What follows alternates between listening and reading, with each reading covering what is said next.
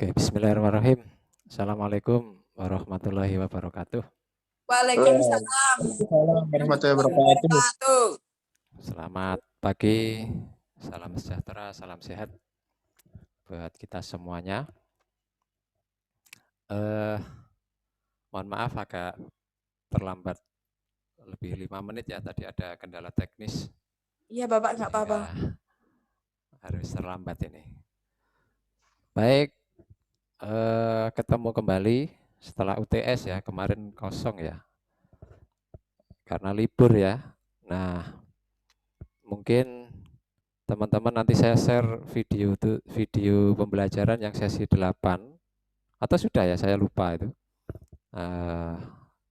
Biar bisa diikuti. Yang sesi 8 itu berkaitan dengan manajemen sumber daya manusia. Mengelola sumber daya manusia.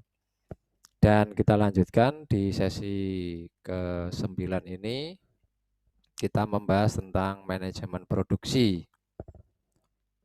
Nanti untuk memperdalam pemahaman rekan-rekan berkaitan dengan manajemen produksi, silahkan nanti saya carikan link di YouTube ya, untuk teman-teman bisa pelajari, bisa cermati di dalam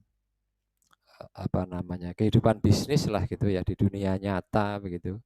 Karena banyak menarik kalau kita bicara manajemen produksi itu di prakteknya.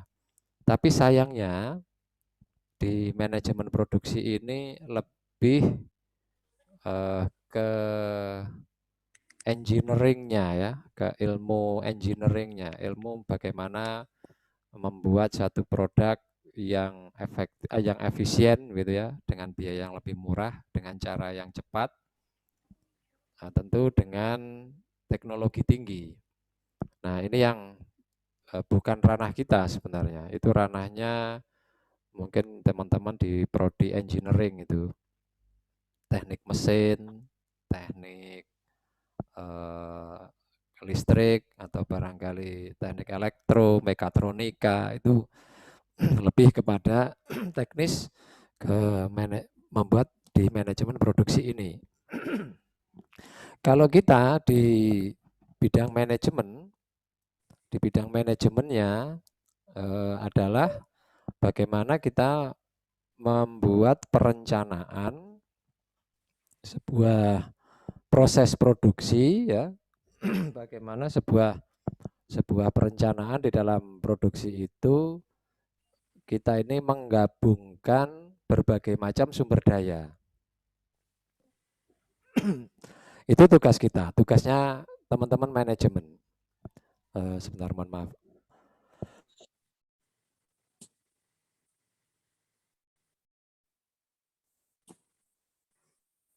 Jadi saya ulangi, tugasnya teman-teman di manajemen, tugas kita sebagai orang manajemen, sebagai yang mempelajari ilmu manajemen itu adalah, kalau bisa saja teman-teman ini kita ditunjuk sebagai manajer di bidang produksi. Tapi yang kita lakukan adalah berkaitan dengan perencanaan sumber dayanya. Jadi untuk memproduksi produk ini sementara penjelasan saya berkaitan dengan manufacturing ya. Manufacturing itu memproses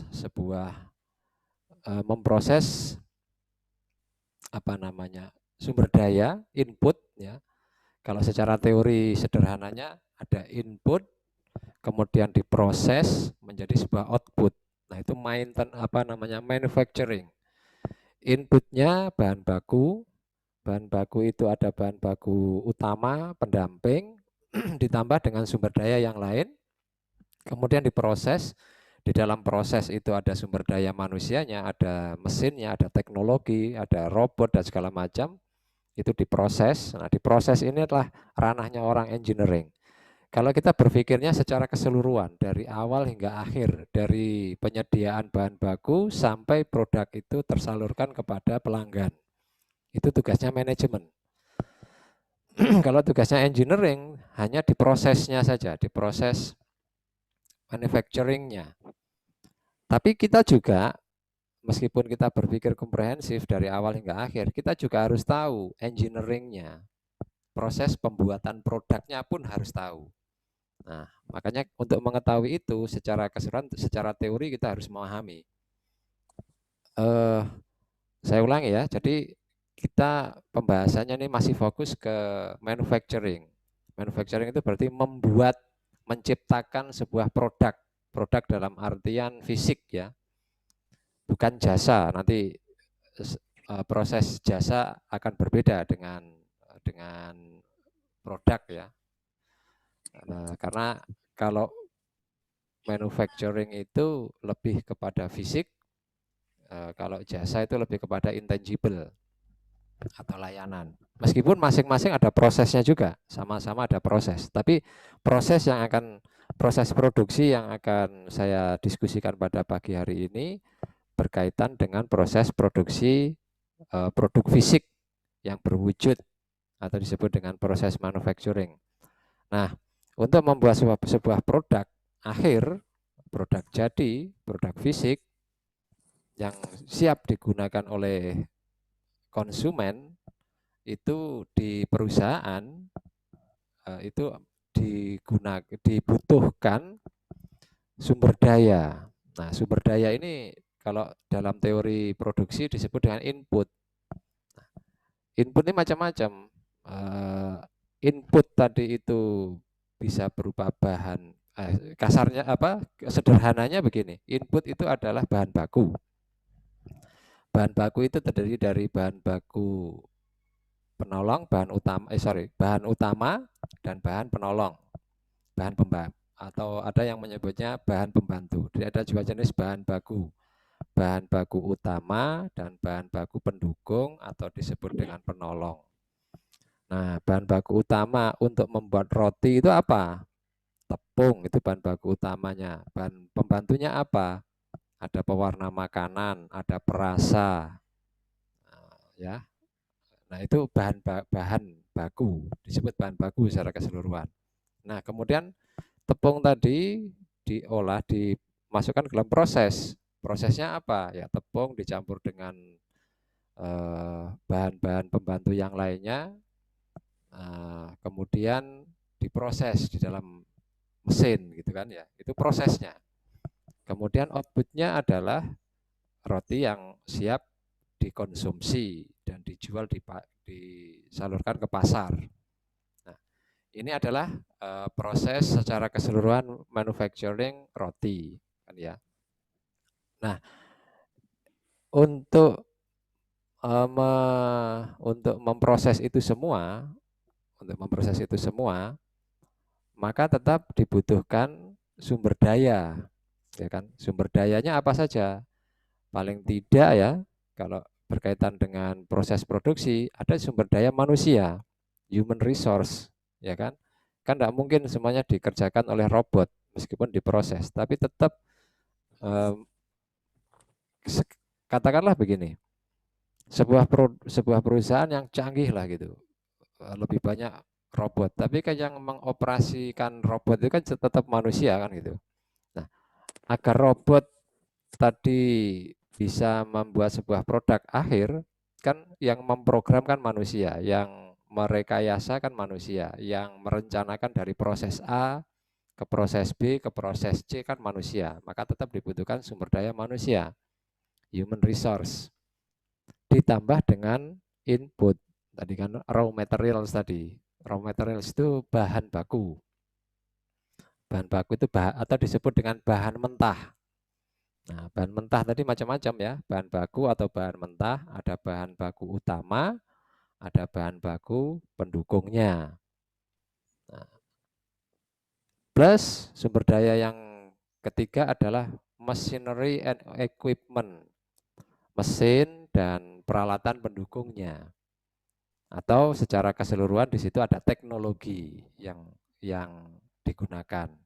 Nah, ini proses, kemudianlah menjadi sebuah output nanti. Outputnya apa? Ya produk jadi, bahan jadi gitu ya, yang siap dipasarkan dan dikonsumsi oleh pelanggan. Nah, jadi proses produksi itu merupakan serangkaian tugas ya, serangkaian tugas di mana sumber daya digunakan untuk menghasilkan produk atau jasa. Sama kalau misalkan jasa, jasa juga membutuhkan sebuah proses. Secara keseluruhan yang digambarkan seperti ini. Kalau jasa tentu lebih banyak sumber daya manusia yang dibutuhkan. Justru machinery and equipment-nya itu lebih sedikit. Apakah dibutuhkan raw material? Bisa jadi iya, bisa jadi tidak, tergantung jenis jasanya. Apakah raw materials ini dalam bentuk barang fisik?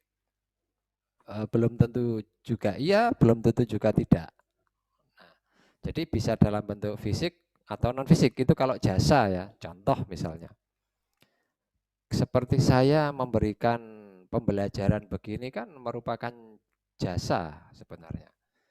Nah, misalnya saya suruh menjadi pemateri di suatu forum seminar internasional, lalu saya mendapatkan imbalan gitu ya, dalam bentuk honor pemateri misalkan begitu ya. Nah, itu kan berarti saya menyampaikan jasa, produk ide yang saya jual di sana. Itu kan jasa karena tidak menerima output secara material fisik, tapi materinya adalah materi non fisik, tangible, intangible lah gitu ya, tidak berwujud. Nah, apakah saya membutuhkan sumber daya dalam bentuk human resource? Tentu ada event organizer yang merancang kegiatan seminar itu. Ada saya yang harus mempresentasikan. Lalu input raw materials-nya apa? Nah, raw materials-nya kan ide berarti. Ide di situ. Tapi ada material pendukungnya dalam bentuk fisik. Iya, karena harus ada ruangan untuk melakukan seminar, ada kursi, meja, dan seterusnya. Itu adalah inputnya. Machinery and equipment-nya, ya laptop, kemudian ada LCD proyektor, dan seterusnya. Itu adalah di bidang jasa. Kalau saya ngomong jasa. Outputnya apa? Outputnya adalah pengetahuan di sana. Jadi kan bukan produk fisik. Sama kayak Anda konsultasi ke dokter.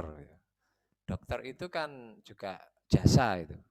Tidak ada produk fisiknya, hanya memberikan resep saja dokter tadi. Nah, jadi itu adalah proses produksi. Jadi serangkaian tugas, kan tetap dikatakan serangkaian tugas di mana sumber daya. Ada sumber daya yang diolah, baik produk fisik maupun jasa ya, digunakan untuk menghasilkan produk atau jasa.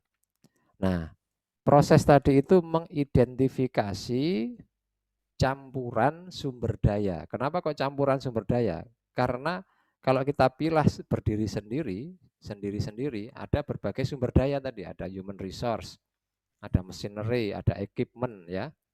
Lalu kemudian dicampur itu, dimix, nah, sehingga menghasilkan dialokasikan untuk produksi, menetapkan tugas dan urutan-urutan proses produksinya sehingga menghasilkan sebuah produk.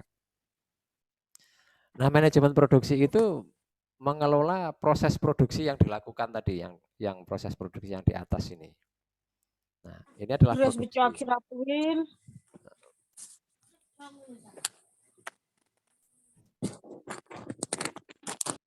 Saya lanjut. Kemudian saya balik lagi ke atas ya. Nih.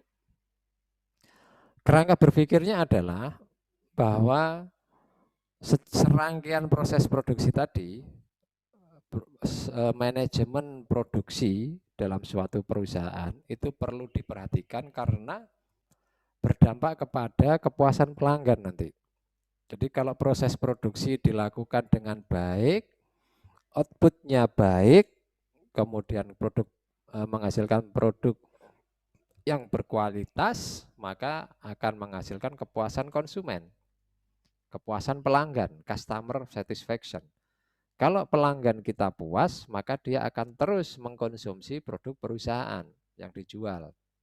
Kalau dalam jangka waktu lama, berarti ada sustainability, keberlanjutan di dalam proses penyaluran produk kepada penyampaian produk kepada pelanggan kita di seluruh pasar yang ada. Nah, itu menghasilkan firm revenue, ya kan? Menghasilkan firm revenue, penghasilan bagi perusahaan yang berkelanjutan tentu. Kalau nggak puas pelanggannya, maka tentu firm revenue yang bersifat sustainability ini akan terganggu di situ. Yang kedua yang diperhatikan di dalam proses manajemen produksi itu adalah adanya sejumlah sumber daya, amount of human resources, machinery, and inventory maintain, ya. Inventory maintain, persediaan, ya persediaan, disebut persediaan saja, persediaan bahan baku yang harus dipelihara, dimaintain, dipertahankan oleh perusahaan. Untuk memproduksi sebuah produk fisik tadi ya, ada bahan baku.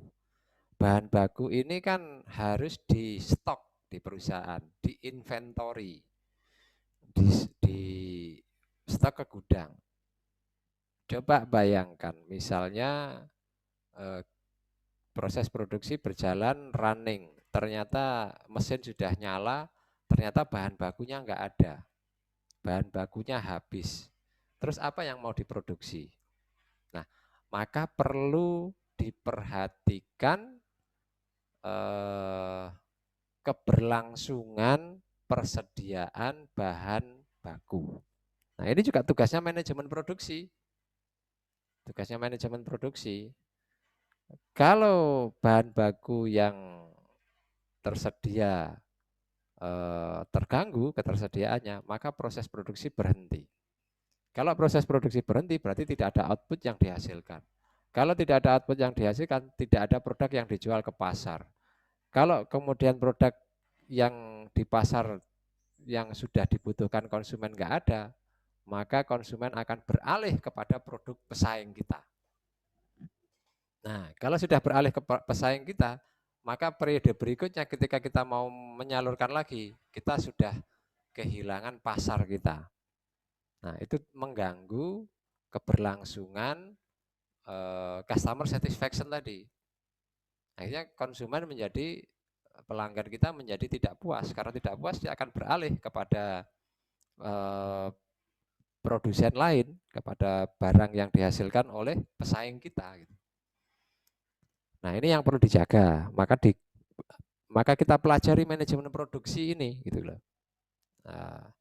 Nah, amount of human resources, machinery, and inventory ini kan merupakan biaya yang harus dikeluarkan oleh perusahaan, expense ya, expense. Nah, firm revenue and firm expense ini jika dicari marginnya, selisihnya ya, revenue-nya 1 juta, biayanya 1.500.000, maka firm earning-nya menjadi loss atau rugi kan gitu.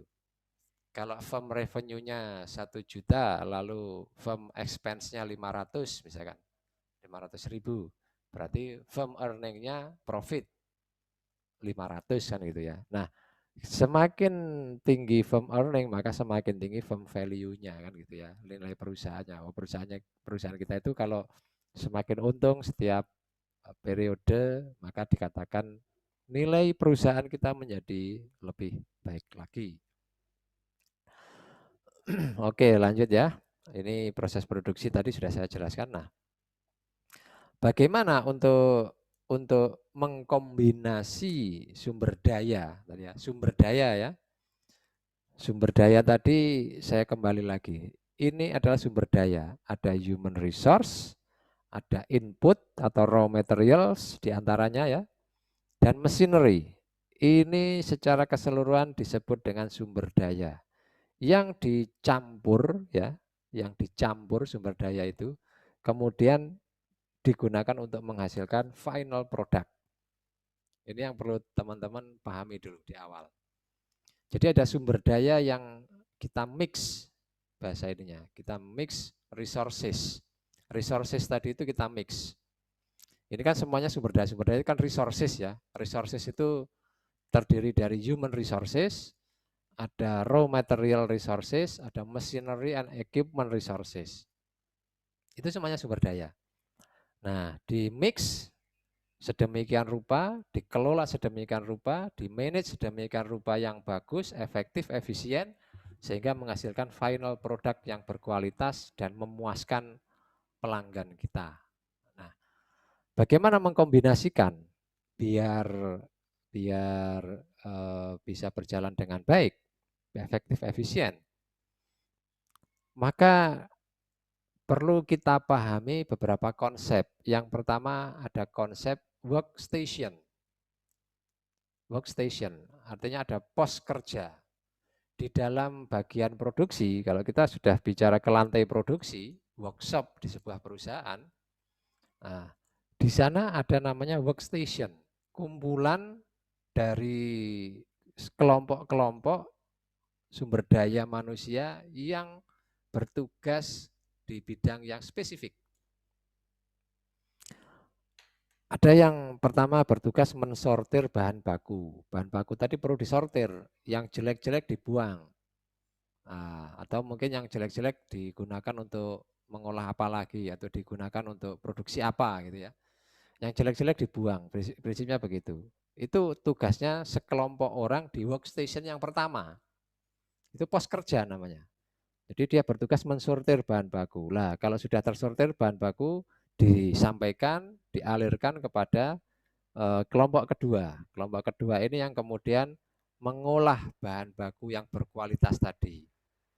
Nah, untuk digunakan di proses pembuatan produk. Lah, sekarang tergantung untuk membuat produk ini diperlukan pos kerja berapa pos gitu. Kalau katakanlah roti tadi ya, yang pos kerja pertama berarti dia melakukan adonan, membuat adonan. Setelah membuat adonan disalurkan ke pos berikutnya, diberi perasa, mungkin dipilah ada yang rasa anggur, rasa nanas, rasa jeruk gitu misalnya begitu ya. Rasa coklat begitu. Terus kemudian kalau sudah di pos kerja yang kedua balik ke dilanjutkan ke pos kerja yang berikutnya. Di situ dimasak roti tadi. Dimasak, dimasukkan ke mesin pemasaknya, lalu kemudian di sana ditangani yang masak, lalu selesai, yang masak tadi tugasnya hanya memasak saja. Begitu selesai disampaikan kepada packing, orang yang di pos kerja yang melakukan packing. Nah, di pos kerja yang melakukan packing itu melakukan packing makanan yang roti yang sudah jadi tadi, sudah masak. Dari packing kemudian masuk ke gudang inventory bahan jadi. Nah, selesai sudah. Begitu masuk ke gudang inventory bahan jadi, itu sudah selesai tugas pertama. Lalu nanti tugas berikutnya dari gudang disalurkan ke pasar, itu tugasnya orang marketing itu sudah. Itu tugasnya orang sumber daya manajemen produksi. Nah, berarti ada pos kerja di situ, ada workstation. Kemudian yang kedua, ada konsep namanya assembly line. Jalur produksi. Seperti yang Bapak ceritakan tadi, ilustrasikan jalur produksinya. Pertama, memilah bahan baku. Bahan baku raw material tadi dipilah, mana yang berkualitas, mana yang tidak. Itu namanya jalur produksi, assembly line. Setelah dari tahap pertama ke tahap berikutnya. Di pos assembly line yang kedua adalah melakukan adonan roti. Assembly line yang ketiga kemudian memberi perasa. Assembly line yang keempat adalah masak. Assembly line yang kelima packing. Nah, itu adalah jalur produksi. Nah, jalur produksi ini dari satu tugas ke tugas yang berikutnya itu harus dirancang biar tidak menghabiskan banyak waktu dan tidak menghabiskan banyak biaya. Nah, oleh karena itu perlu didesain namanya layout nanti, layout jalur produksi. Ya, layout jalur produksi. Nah, yang pertama-tama sebelum kita membahas layout jalur produksi, maka yang perlu kita pikir adalah di manajemen produksi itu yang kita pikir adalah, ya Mas, online. Nanti sore. Nah, oke. Jadi faktor-faktor harus di apa namanya dipikirkan sebelum ke layout tadi yang saya sampaikan di dalam proses produksi. Itu manajer produksi harus berpikir di mana kita mau mendirikan lokasi pabrik, lokasi pelayanan kita. Lokasi pabriknya di mana? Kalau tadi manufacturing yang saya bilang ya, berarti kita berpikir di mana lokasi pabriknya. Kenapa? Karena itu nanti akan berdampak kepada proses produksi yang dilakukan tadi itu. Nah, ada beberapa faktor, ada 6 hal yang harus diperhatikan ketika sebuah keputusan memilih lokasi perusahaan, lokasi pabrik. Disebut dengan site decision. Memilih lokasi pabrik ini disebut dengan site decision. Ya. Kenapa ada perusahaan yang memilih mendirikan pabriknya dekat dengan jalur ke pelabuhan misalkan begitu. Nah, karena perusahaan itu bahan bakunya hanya bisa disalurkan melalui kapal dan kemudian diolah di pabrik itu lalu disalurkan lagi ke kapal di pinggir pantai misalkan begitu ya. Jadi dia harus mendirikan pabriknya di dekat pelabuhan misalnya begitu. Itu salah satu contoh saja. Nah, ada 6 hal. Yang pertama yang diperhatikan adalah cost of workplace. Jadi biaya yang harus dikeluarkan untuk membangun gedung perkantoran atau gedung pabriknya. Itu yang pertama, biayanya dulu, biaya pembangunannya. Tapi kadang-kadang ini juga di antara 6 faktor ini, apakah semua harus dipertimbangkan? Tentu ada peringkatnya ya. Bisa jadi sebuah tempat karena biayanya mahal bisa jadi dipilih. Kenapa? Karena memang berkaitan dengan akses. Mungkin akses yang menjadi pertimbangan utamanya gitu. Sehingga berapapun harganya, harga tanahnya di situ mahal tetap dibeli, katakan begitu. Itu berkaitan dengan biaya yang dikeluarkan untuk pembangunan gedung perkantoran. Sekaligus juga ketersediaan lahan di situ. Kalau kita mau membangun pabrik pembuatan mobil begitu, tentu kalau lahannya tersedia hanya 25 hektar, kayaknya kok kurang. Maka dibutuhkan luas lahan yang katakanlah lebih dari 100 hektar, misalkan begitu. Tapi kalau kita membangun pabrik roti, apakah perlu lahan 100 hektar? Tentu tidak. Karena produk roti kan kecil-kecil, bisa ditumpuk kan gitu, bisa diefisienkan. Jadi mungkin lahan 1 hektar saja sudah terlalu luas gitu ya. Sudah cukup luas maksud saya. Nah, jadi itu tergantung karakteristik produknya juga. Cost of workplace space ini ya. Yang dikeluarkan untuk membangun gedung perkantoran atau gedung pabriknya. Kemudian yang kedua cost of labor, besaran upah tenaga kerja di sebuah wilayah. Mungkin rekan-rekan belum aware karena tidak pernah mencermati informasi tentang perkembangan industri di Indonesia. Saat ini ya sedang tumbuh itu industrialisasi yang sedang berkembang saat ini di 2 tahun terakhir itu di daerah Jawa Tengah ya, Pati, Rembang. Antara kawasan itu sekarang sedang disediakan Pak Bupatinya itu sedang menyediakan lahan. Karena di sana biaya tenaga dan banyak perusahaan-perusahaan baru yang kemudian membangun pabriknya di situ. Kenapa? Karena biaya tenaga kerjanya di sana UMR-nya murah.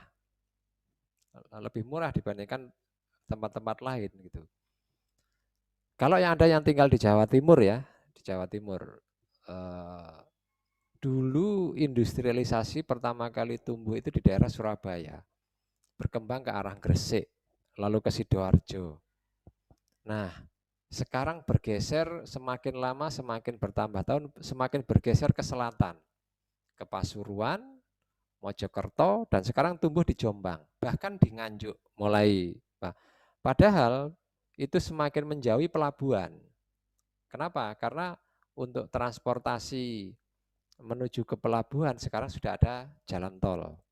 Nah, sehingga itu yang menyebabkan perusahaan-perusahaan itu lebih memilih lokasi-lokasi yang karena semakin masuk ke sana semakin murah lokasinya dan tenaga kerjanya pun juga lebih murah. Nah, itu yang dipilih. Jadi cost of labor biasanya menjadi pertimbangan utama itu. Kemudian yang ketiga ada tax insentif pajak.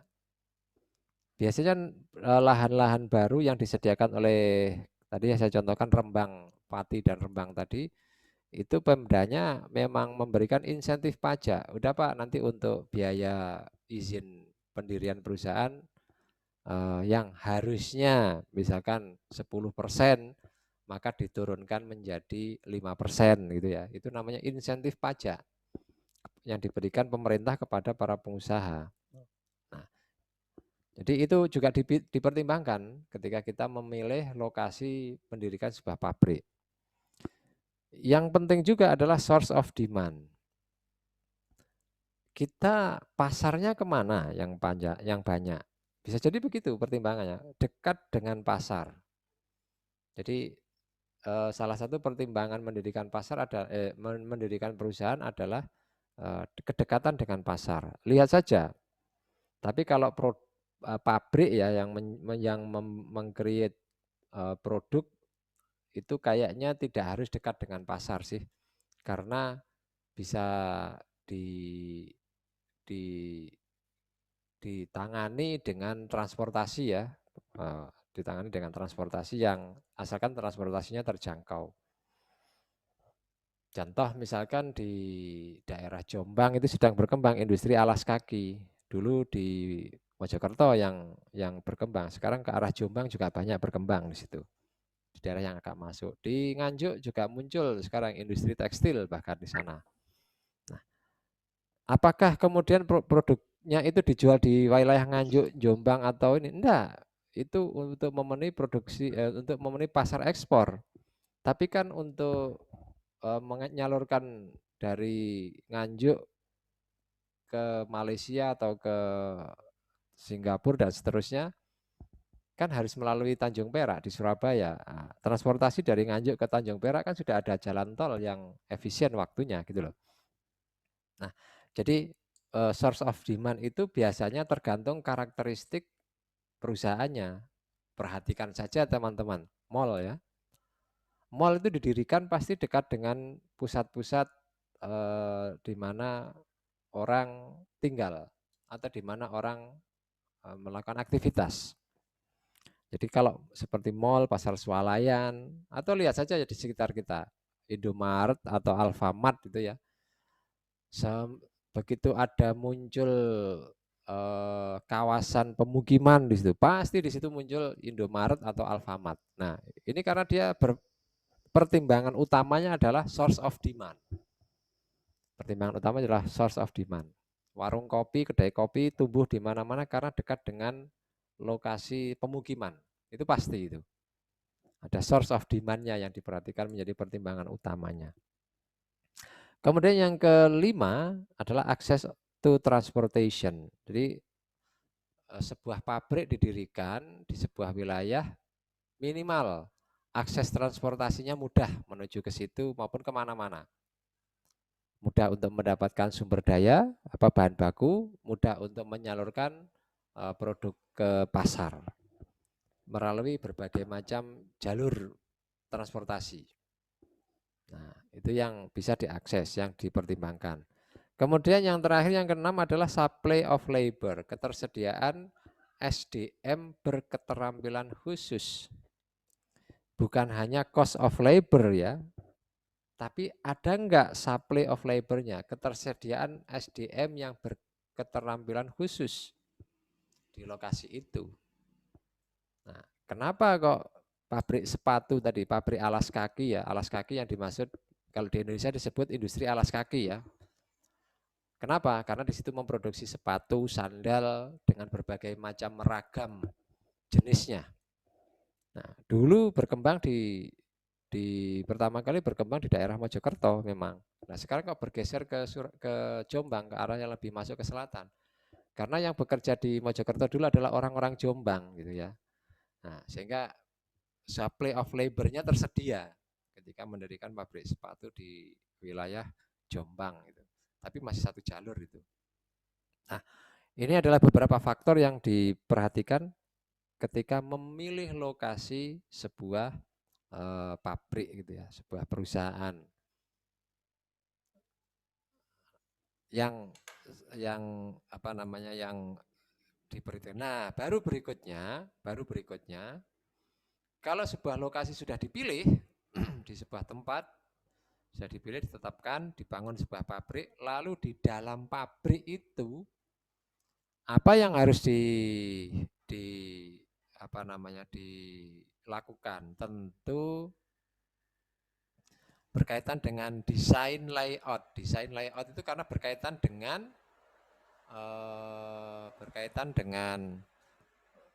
tadi itu yang saya jelaskan di awal. Desain layout itu berkaitan dengan proses produksi dari satu workstation ke workstation yang lainnya, dari jalur produksi pertama ke jalur produksi berikutnya. Nah, itu berarti dipikirkan layout. Layout itu tata letak desain dan tata letak perusahaan, tata letak produksi. Jadi desainnya itu dibutuhkan berapa ukurannya, ukuran luas lantai yang dibutuhkan untuk membuat proses yang memungkinkan untuk dilakukan proses produksi. Kemudian penataan peralatannya, pengaturan peralatan dan mesin-mesin yang dibutuhkan tadi itu, baik di proses produksi maupun di kantornya. Nah, itu layout, itu berkaitan dengan layout. Misal begini, coba buat layout kamar Anda, misalkan. Itu kalau saya tugaskan Anda misalnya, coba bikin layout kamar Anda, kamar Anda saja. Maka Anda akan membuat kotak, di sini pintu, di sebelah sini pintu, di sebelah sini jendela, misalkan begitu ya. Lalu ini tempat tidur, ini letaknya meja belajar, di sini ada figura, ini ada apa di situ. Nah, itu adalah layout di apa namanya layout di tempat kamar Anda. Nah, tentu di perusahaan pun lebih dari itu, layoutnya sangat detail di sana. Nah, oke. Apa yang dipertimbangkan kalau begitu dalam memilih, menata atau desain layout atau tata letaknya?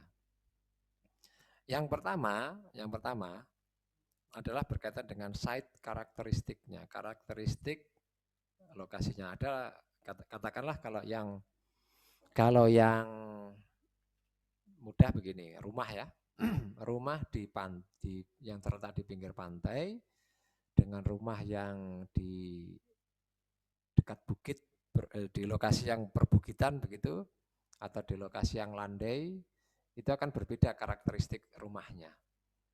Desain rumahnya, desain bangunannya pasti berbeda. Kenapa? Karena site karakteristiknya juga berbeda. Ketika sebuah perusahaan memilih suatu site ya, sebuah lokasi, maka apakah lokasi itu berada pada kondisi lingkungan yang padat atau masih sangat luas ya, hamparan luasan tanahnya demikian luas memungkinkan, maka mungkin tidak perlu bangunan bertingkat, barangkali begitu ya pertimbangannya. Tapi kalau lokasinya hanya sempit, nah barangkali dipertimbangkan lokasi bangunan yang bertingkat. Gampangnya begitu. Jadi sebuah karakteristik lokasi itu akan mempengaruhi desain bangunan dari pembangunan pabrik atau perusahaan kita. Nah, yang kedua adalah proses produksi. Nah, proses produksi itu ada dua. Ada tiga ya, maaf. Ada proses produksi itu ada tiga, ada product layout, ya, product layout, ada fixed position layout, ada flexible manufacturing. Nanti saya carikan link di YouTube untuk membedakan bagaimana disebut dengan product layout, fixed position layout, dan flexible manufacturing. Kalau yang saya contohkan tadi ya, saya contohkan tadi pabrik roti tadi itu fixed position layout. Di sini tempat untuk memilah bahan baku, di sini tempat untuk melakukan adonan, di sini tempat untuk memasak dan seterusnya. Adalah fixed position layout, nggak bisa dirubah-rubah lagi. Ada product layout. Nah, kita memproduksi apa, maka layoutnya dibuat seperti di mana urutan-urutan membuat produk itu. Disesuaikan dengan urutan-urutan bagaimana membuat produk itu kan gitu. Bisa jadi misalkan ya, kalau tadi pabrik roti ya, proses memilih bahan bakunya sama, proses melakukan mengadon roti tadi yang berbeda. Ini adonan roti untuk adonan roti yang kering, ini untuk adonan roti yang untuk roti yang sifatnya ada perlakuan khusus dan yang lainnya lah. Itu sudah menggunakan produk layout itu sudah. Kalau flexible manufacturing biasanya untuk perusahaan yang memproduksi produk yang sifatnya besar. Pabrik mobil, misalkan pabrik pesawat, itu biasanya menggunakan flexible manufacturing. Artinya peralatan tadi bisa dipindah-pindah, layout tadi bisa dirubah-rubah setiap saat sesuai kebutuhan. Nah, itu mempengaruhi desain dan tata letak. Desain bangunannya berbeda, desain tata letaknya juga berbeda. Pasti itu. Yang ketiga, product line. Lini produk, jalur produksinya, production line, jalur produksinya. Kalau jalur produksinya harus memanjang, maka membutuhkan ruangan yang luas. Kalau jalur produksinya bisa dibuat bengkok, begitu berarti membutuhkan site atau luasan yang tidak terlalu luas lah begitu ya. Bisa sempit begitu ya. Jadi sebagian perusahaan itu menghasilkan lebih dari satu produk. Pasti itu. Roti tadi enggak, mungkin hanya roti rasa coklat saja, ada rasa-rasa yang lain dan bentuknya pun macam-macam. Tentu itu membutuhkan proses produksi yang berbeda-beda. Tapi di proses awal mungkin bisa sama pemilihan bahan bakunya. Nah, dengan mempertimbangkan jalur produksi ini kemudian tentu akan memungkinkan dihasilkan produk yang berbeda-beda. Dan yang keempat adalah desires production capacity, kapasitas produksi yang diinginkan. Kalau kapasitas produksinya yang diinginkan hanya jumlahnya kilogram, ya mungkin ruang kecil. Tapi kalau sudah kuintal agak besar, apalagi ton, atau lagi metrik ton, wah lebih besar lagi yang dibutuhkan. Karena harus punya kapasitas penyimpanan, ruang penyimpanan yang memungkinkan di situ. Baik penyimpanan bahan baku sampai ke penyimpanan barang jadinya. Kan tidak mungkin barang hari ini selesai jadi, di pack, langsung dikirim ke toko-toko atau ke pasar, kan enggak kan. Biasanya masuk dulu ke gudang perusahaan, barang setengah atau 1 hari baru dikirimkan masuk ke truknya untuk dikirimkan ke berbagai pasar kan itu. Nah itu desire production capacity, kapasitas produksi yang diinginkan berapa. Semakin besar kapasitas produksi yang diinginkan, semakin besar ruang yang dibutuhkan. Oke, ini penjelasannya ya, penjelasan dari apa yang saya sampaikan tadi. Bagaimana memilih desain dan tata letak. Jadi setelah lokasi kantor pabrik dipilih ya, maka kemudian desain dan tata letaknya harus ditentukan. Desain menunjukkan ukuran dan struktur pabrik. Tata letak adalah susunan mesin peralatan di dalam. Tata letak ditaruh di mana, seperti yang saya bilang layout ruangan Anda tadi. Meja belajar di mana, tempat tidur di mana, komputer ada di mana, dan seterusnya. Itu adalah tata letak, susunan mesin dan peralatan di dalam pabrik. Mesin A ini di mana tempatnya, mesin B, dan seterusnya. Keputusan desain dan tata letak secara langsung mempengaruhi biaya operasi. Salah menata, maka biaya operasionalnya menjadi tinggi. Dan perawatannya menjadi lebih mahal kan gitu. Oke, karena biaya yang dibutuhkan tinggi, tentu perusahaan kalau dia pinjam ke bank maka tentu membutuhkan biaya yang tinggi, biaya bunganya pun juga tinggi. Ini yang logika reasoningnya begitu. Nah, oleh karena itu faktor yang memenuhi tata letak apa saja tadi disebut? Ada karakteristik situs. Jadi ini sudah saya jelaskan tadi ya.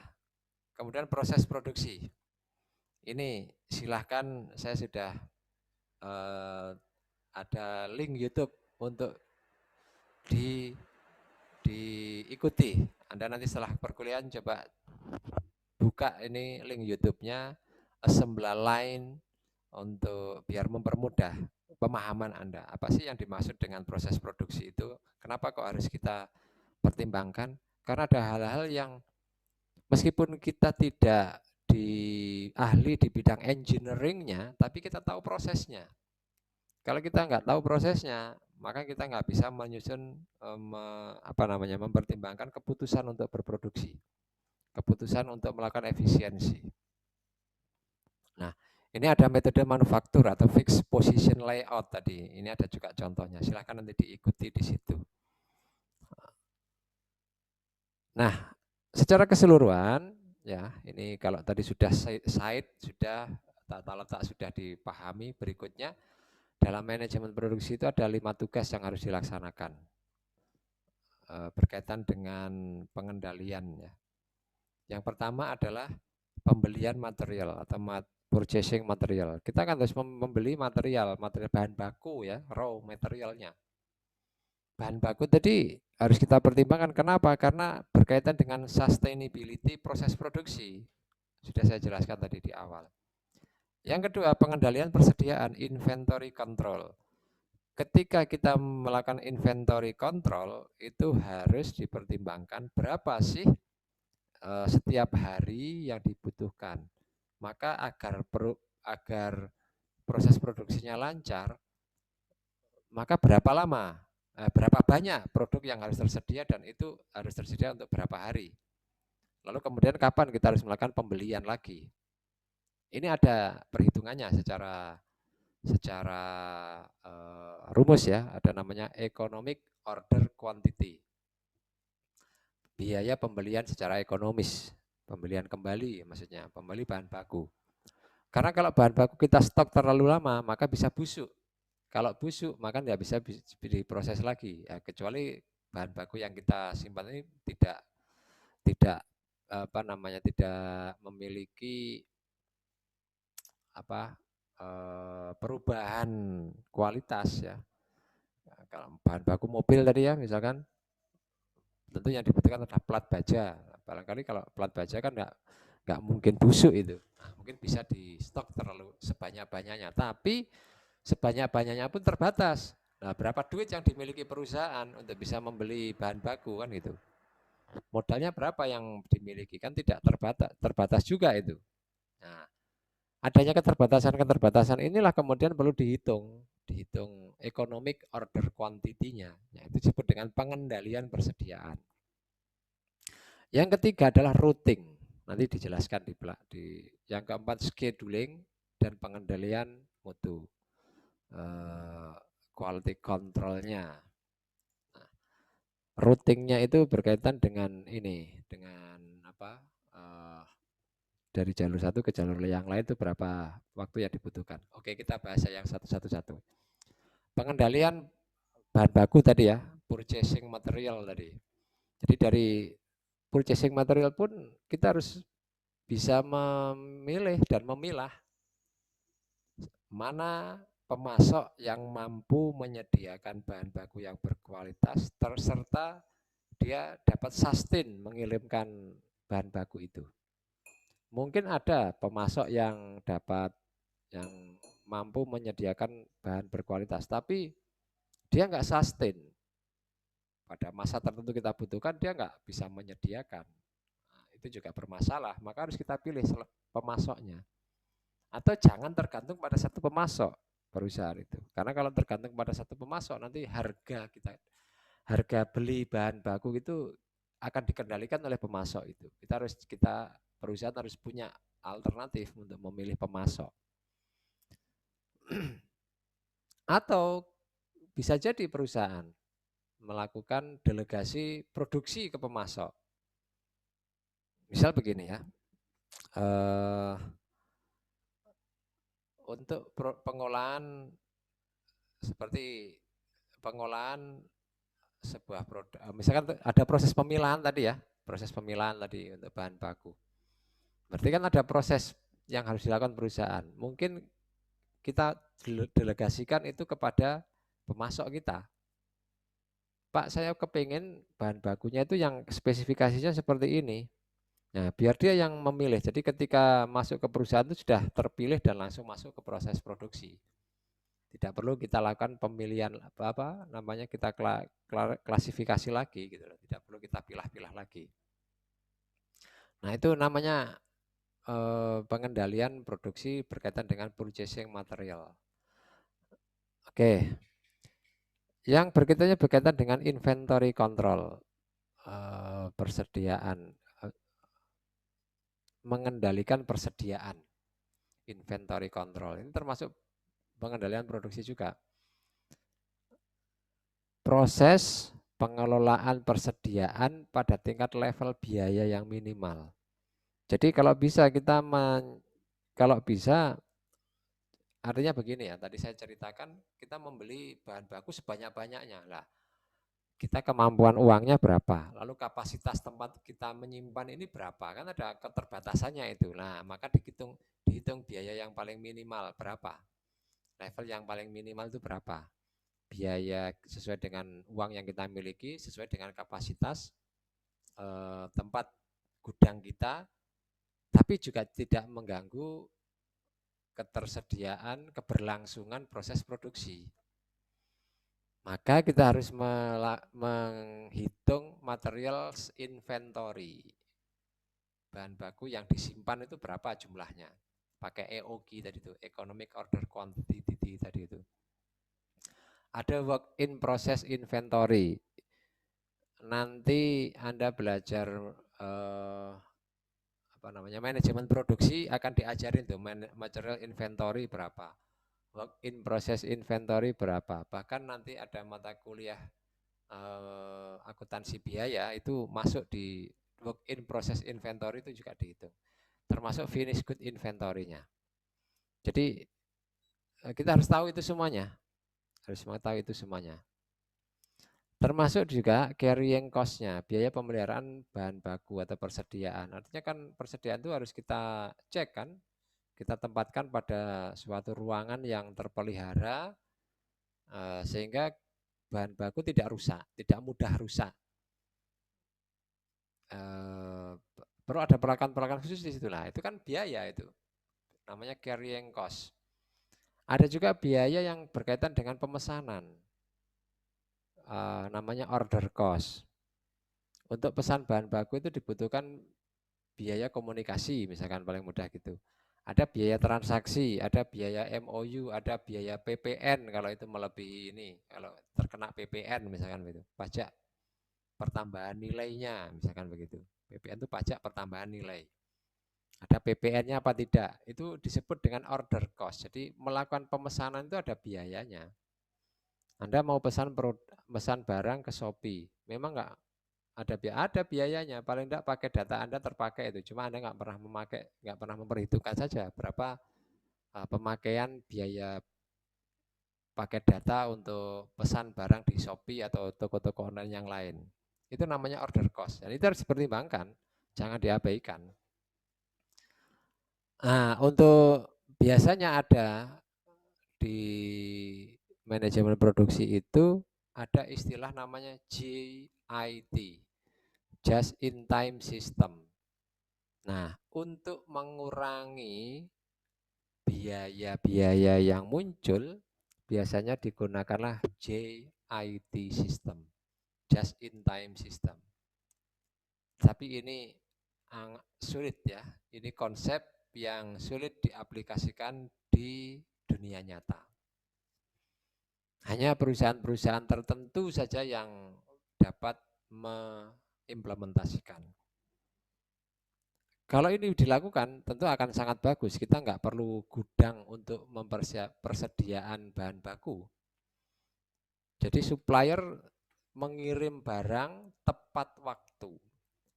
Lalu kemudian ketika proses produksi selesai, kita mengirim barang kepada distributor juga menyalurkan produknya itu ke pasar tepat waktu. Itu namanya just in time. Ini juga ada hitungan rumusnya, tapi tidak kita bahas di sini. Ada MRP, Material Requirement Planning.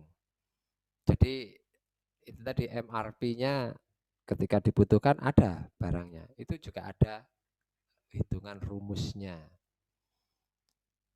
Nah, oleh karena itu pengendalian proses produksi ini yang bisa dilakukan yang pertama adalah diantaranya routing proses, mengurutkan tugas yang diperlukan. Ada SOP, muncullah di situ pengendalian produksi. Routing prosesnya itu muncul SOP, standar operasional prosedur.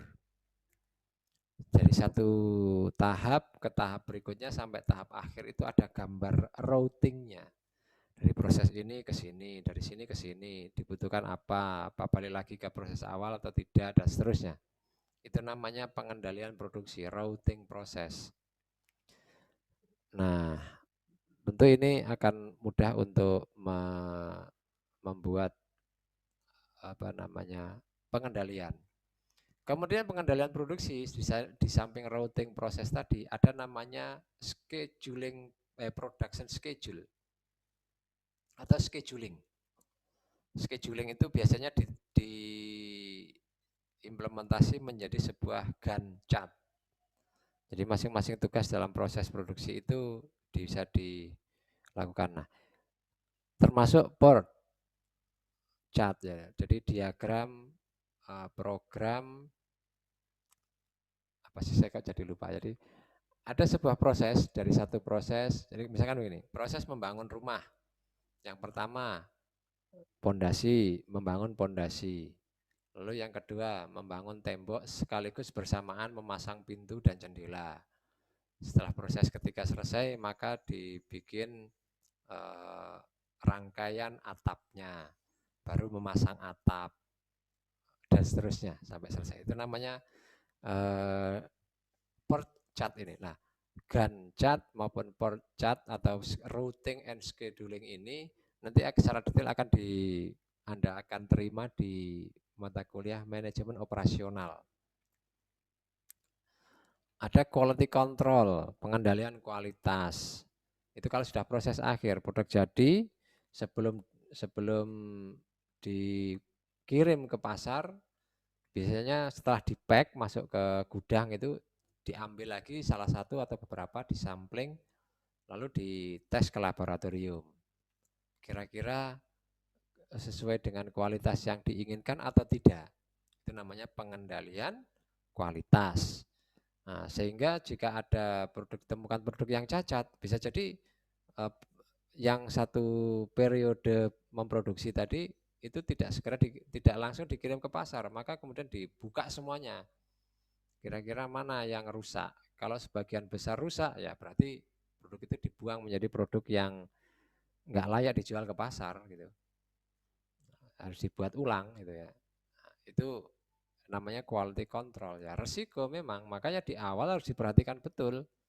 Memilih bahan bakunya, proses produksinya, dan proses yang dibutuhkan untuk maintain itu juga perlu diperhatikan betul agar ketika produk selesai dibuat menjadi produk jadi siap dipasarkan itu ketika di quality control ternyata sudah sesuai dengan standarnya.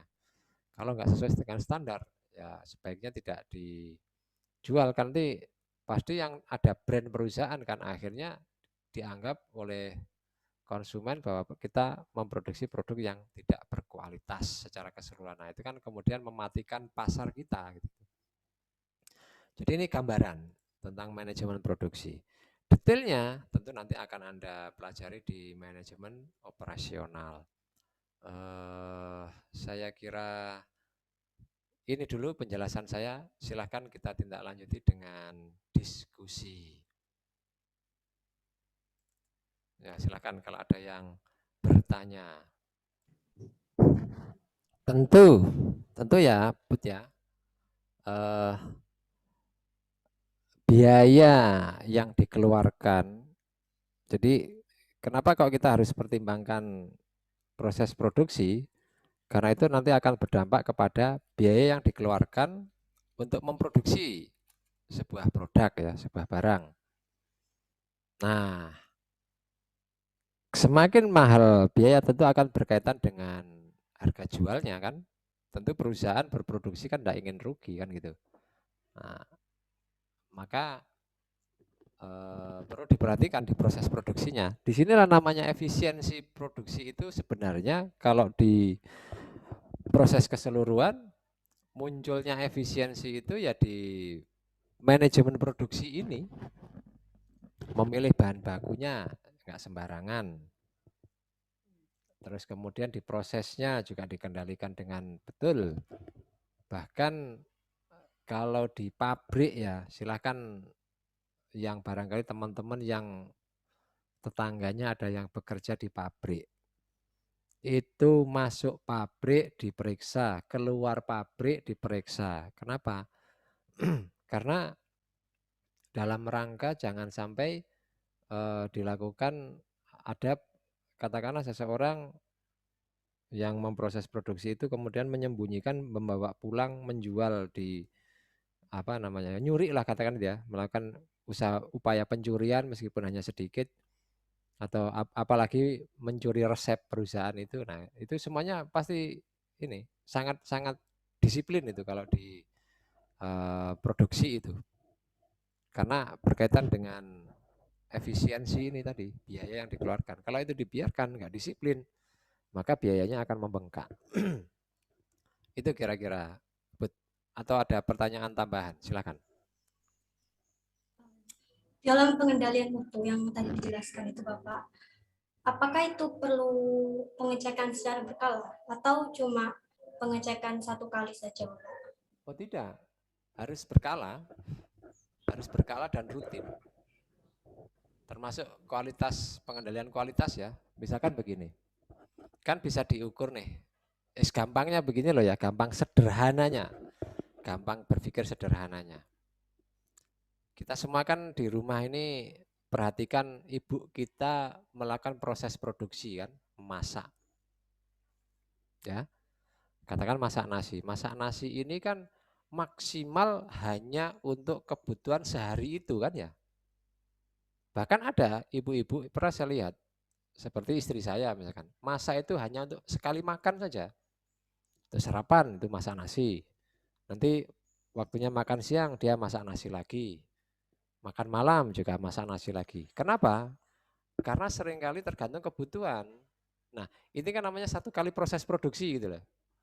Agar produknya berkualitas. Jadi satu kali proses produksi dibutuhkan berapa bahan baku. Begitu selesai jadi bahan jadinya dicek kualitasnya. Nah, jadi bisa jadi meskipun itu berproses produksi setiap hari, katakan saja ibu kita ya, namanya masak nasi itu kan sudah biasa tiap hari dilakukan. Tapi kan pada satu saat kan pernah ternyata kok masaknya ini nggak pas ya, mungkin terlalu lembek, terlalu kasar gitu ya, terlalu kurang matang gitu kan bisa saja terjadi. Nah itu kan kualitasnya nggak bagus gitu. Nah kalau itu terjadi kan pasti ada alternatif, apakah dibuang atau diolah lebih lanjut kan gitu ya. Nah tentu tidak disajikan, apalagi untuk tamu kan gitu. Itu paling mudah. Jadi harus periodik pengecekan untuk mengendalikan kualitas produk itu.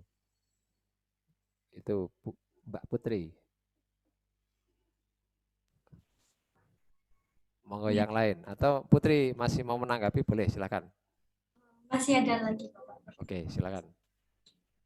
Tadi dijelaskan ada baiknya perusahaan memiliki lebih dari satu pemasok. Nah, pada dunia nyatanya,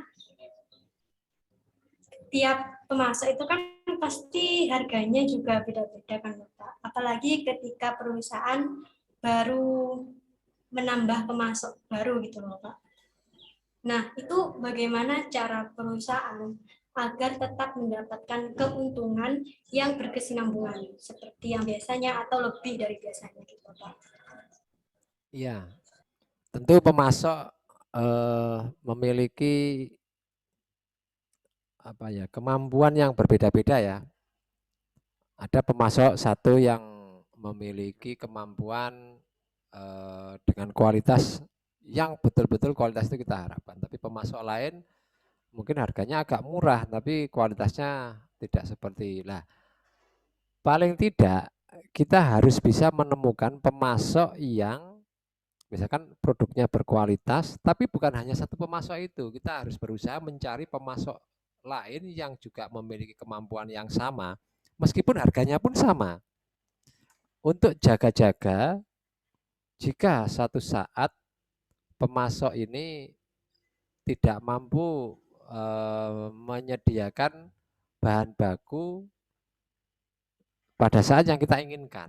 Yang pertama itu. Yang kedua, pertimbangannya adalah kalau kita hanya bergantung kepada satu pemasok, akhirnya pemasok itu merasa kalau perusahaan ini enggak saya pasok bahan bakunya, dia nggak akan bisa berproduksi. Oleh karena itu saya akan naikkan harga. Nah, sehingga kita akan ketergantungan kepada pemasok itu.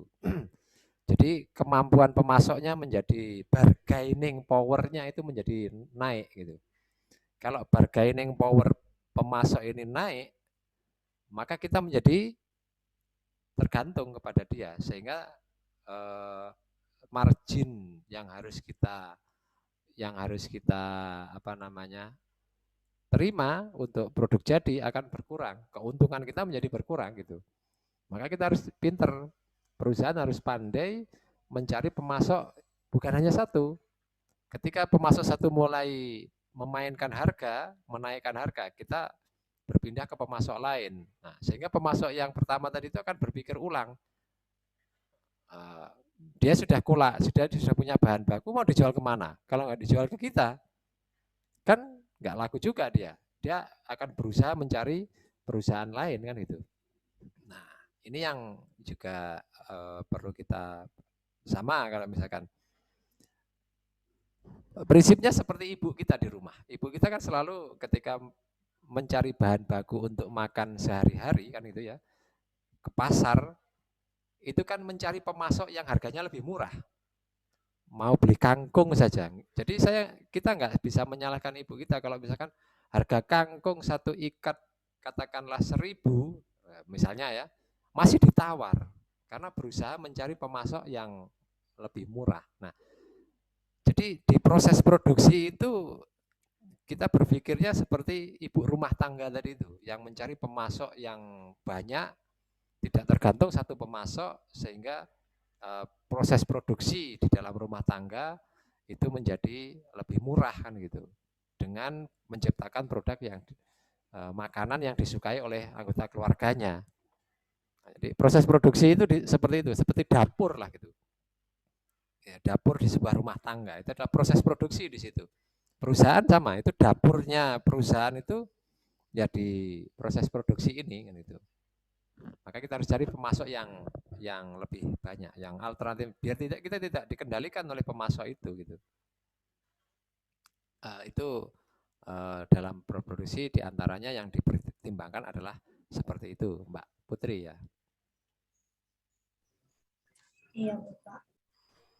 Ada lagi? Ada lagi, Bapak. Boleh. Yang terakhir. Apa yang menyebabkan perusahaan memilih sistem just in time gitu, Pak, atau JIT? Apakah ada faktor-faktor tertentu yang menyebabkan perusahaan untuk menerapkan sistem tersebut? Dan bila dianalisis secara logika, apakah ada perbedaan keuntungan antara perusahaan yang menggunakan sistem JIT dengan tidak? Iya, Terima kasih, Bapak. tentu kalau sebuah perusahaan menerapkan prinsip JIT tadi, tentu dia akan lebih menguntungkan karena akan mereduksi biaya penyimpanan bahan baku maupun penyimpanan barang jadinya. Paling tidak kan sudah mengurangi biaya maintain dari biaya penanganan bahan bakunya. Ya. Apakah semua perusahaan bisa melakukan JIT? Saya kira tidak. Tergantung kepada karakteristik produk yang dibuat. Dan teknologi informasi, penguasaan teknologi informasi yang dimiliki oleh perusahaan. Karena begini, jadi kalau hari ini kalau hari ini misalkan berproduksi ya, katakan untuk memproduksi sebuah katakan roti tadi ya, kita tidak usah untuk membuat sebuah produksi roti tadi contoh saya di awal, kita membutuhkan berapa tepung, berapa kilo. Katakan satu hari ada 25 kilo tepung terigu misalkan. Lalu ada apalagi bahan adonan lain yang melengkapinya macam-macam. Itu untuk sekali proses produksi itu yang dibutuhkan. Kalau pakai JIT kita tinggal pagi-pagi kita telepon ke pemasok. Pak, saya butuh tepung sekian, kemudian gula sekian, kalau dibutuhkan margarin sekian, telur sekian. Langsung dikirim pada jam jam 8 kita berproses produksi, setengah 8 produksi bahan baku tadi sudah siap, dikirim. Persis setengah 8 sudah nyampe di pabrik. Masuk, kemudian di pabrik dilakukan pengolahan. Nah, ini kan harus setiap hari begitu, rutin. Tidak boleh terlambat. Kalau terlambat, tentu akan menghambat proses produksi. Kasarannya kita berpikir kasarnya, meskipun dalam kenyataannya enggak seideal ini. Idealnya, jadi kita tidak usah menyiapkan tempat untuk menyimpan tepung, menyimpan telur, menyimpan margarin, karena untuk menyimpan tepung sendiri membutuhkan perlakuan suhu udara yang sekian. Untuk menyimpan telur maka dibutuhkan suhu udara yang berbeda. Margarin juga membutuhkan penanganan yang berbeda juga kan gitu. Nah, ini kan penanganan ini kan perlu ditangani oleh sumber daya manusia yang spesifik di situ atau ruangan yang spesifik kan gitu. Atau peralatan pendukung yang spesifik lah. Itu semua kan biaya itu. Kalau just in time nggak ada itu, nggak dibutuhkan ruang penyimpanan, alat penyimpanan, mungkin hanya dibutuhkan tenaga kerja yang satu orang saja untuk menangani ketika barang itu dikirimkan lalu masuk proses produksi. Nah, ini kalau secara idealnya begitu. Saat kita butuh barang ada, tapi kita nggak perlu nyimpan. Jadi ketika hari ini kita butuh tepung, kita telepon pemasok. Kirim Pak tepung, jam 7:30 harus nyampe. Dikirimkan, lalu kita proses produksi. Untuk proses produksi besok, si pemasok tadi harus ngirim lagi 7:30. Seterusnya begitu. Nah, ketika produk jadi, kita juga siap di depan sana distributornya pun juga sudah siap dengan untuk mengirimkan ke pasar. Itu namanya just in time. Jadi akan mengurangi biaya di awal. Tentu ada kelemahannya ya. Kelemahannya kalau misalkan ternyata pemasok tidak dapat memenuhi pada saat mana perusahaan membutuhkan bahan baku, tentu akan terganggu proses produksinya. Nah, jadi ada kekurangan, ada kelebihannya. Gitu. Biasanya kalau untuk JIT ini digunakan untuk perusahaan-perusahaan yang memiliki sistem informasi atau teknologi informasi yang mumpuni lah gitu. Nah, ini kan saya contoh tadi kan proses produksi untuk perusahaan yang kecil ya, hanya sekian kilogram tepung lah. Kalau perusahaan besar, maka dibutuhkan pasokan tepung yang sifatnya banyak, berton-ton begitu. Nah, maka kan terintegrasi, kayak ini loh, paling mudah begini. Gak ilustrasi sederhananya. Anda pasti sering ke Alfamart atau Indomart gitu ya. Saya jarang menemukan pasokan produk yang ada di rak mereka itu tidak ada. Barang satu atau dua pasokannya itu selalu tersedia. Kenapa? Karena itu mereka menerapkan JIT. Jadi ketika Anda belanja keluar dari toko itu kan semua di-scan ya, pakai barcode itu kan ya, dengan muncul harganya. Nah, barcode itu terhubung dengan sistem di persediaan di gudang internal di toko itu, di Alfamart misalkan. Jadi nanti ketahuan tuh sabun merek A ukuran A itu berkurang berapa, sabun merek B ukuran berapa, ukuran apa, warnanya apa itu berkurang sekian barang. Nah, sistem ini terhubung dengan di gudang regional mereka. Sehingga ketika mereka gudang regional itu mengirimkan ke toko di suatu lokasi, itu sudah tahu itu dia harus ngirim berapa jumlah pasokannya gitu. Nah, itu namanya JIT. Jadi terhubung dengan sebuah sistem yang sangat mumpuni. Kalau itu perusahaan memiliki kemampuan itu, JIT bisa dilakukan. Tapi kalau masih manual, telepon gitu, itu kan manual itu tidak bisa. Saya kira akan terganggu proses JIT-nya secara totalitas lah gitu. Nah, di gudang penyimpanan tadi yang saya ceritakan Alfamart Indomart tadi, di gudang regional mereka itu terhubung dengan sistem dengan di mana produk-produk itu dijual di toko itu terhubung dengan produsennya. Katakanlah Aqua gitu, yang dijual di sebuah toko Alfamart. Itu juga nanti di gudang regional mereka terhubung dengan dari ke pabrik Aqua itu. Nah, dia langsung ambil dari pabriknya. Jadi gudang regional Jawa Timur itu nanti terhubung dengan pabriknya yang terdekat di mana? Katakan di Pandaan gitu. Jadi gudang Jawa Timur ini membutuhkan berapa? Nanti segera dikirimkan dari perusahaan produsennya Aqua ke gudang regional Jawa Timur, lalu dari gudang regional Jawa Timur dikirimkan lagi nanti ke toko-toko yang membutuhkan. Nah, masing-masing toko membutuhkan berapa jumlah pasokannya, itu sudah terhitung di situ, sudah ketahuan. Karena tadi setiap barang keluar itu terkoneksi dengan sistem. Nah, itu idealnya begitu, just in time itu terhubung dengan sistem informasi yang mumpuni lah gitu. Itu kira-kira Mbak Putri. Tapi kalau perusahaan kita belum mampu seperti itu dengan sistem pemasoknya, ya mungkin JIT-nya masih setengah-setengah itu, belum totalitas. Mungkin ada tambahan lagi, Put? Tidak ada, Pak. Terima kasih.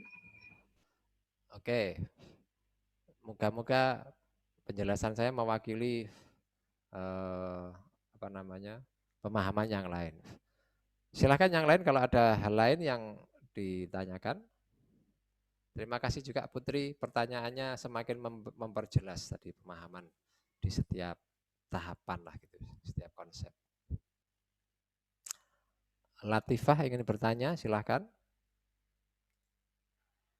Tidak, Bapak. Atau putri yang lain, ada namanya Dwi Putri juga ini. Dwi Putri.